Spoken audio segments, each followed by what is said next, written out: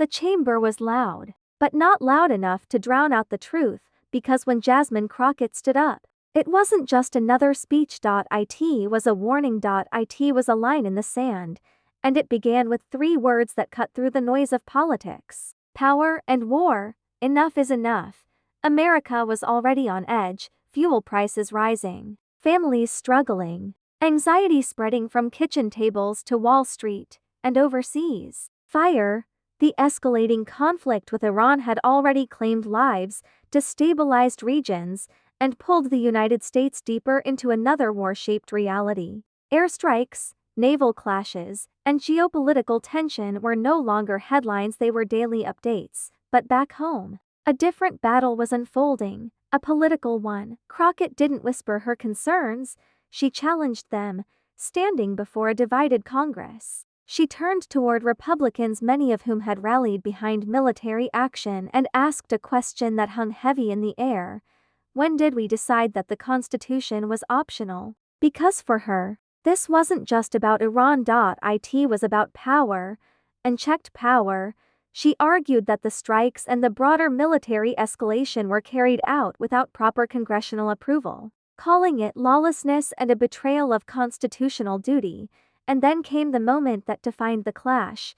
Will you stand with the Constitution, or with blind loyalty? The room stiffened. Across the aisle, Republicans saw it differently. To them, this wasn't lawlessness. It was leadership. At gatherings like SPAC 2026, GOP leaders stood firmly behind military action, framing it as necessary to confront threats and protect global stability.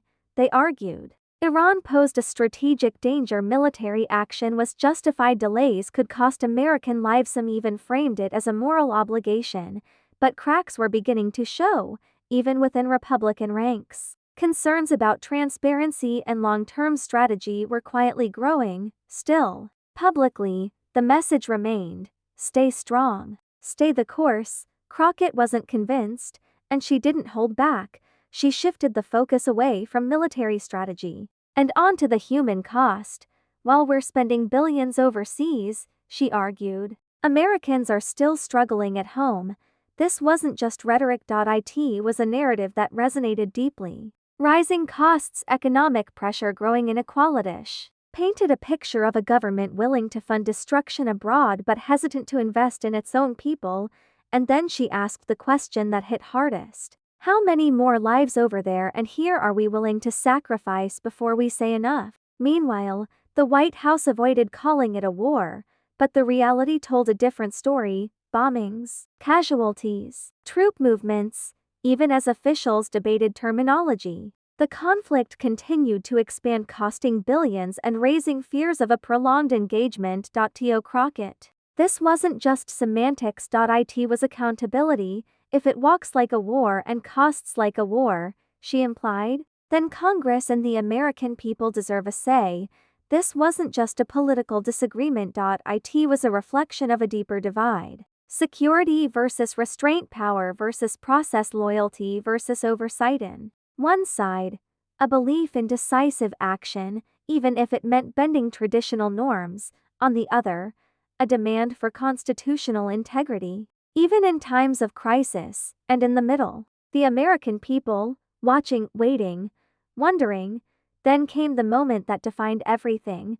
Crockett paused, looked across the chamber, and delivered a line that would echo far beyond that room: history will not judge us by how loudly we cheered for war, but by how bravely we stood for peace, for law, and for the people. Silence.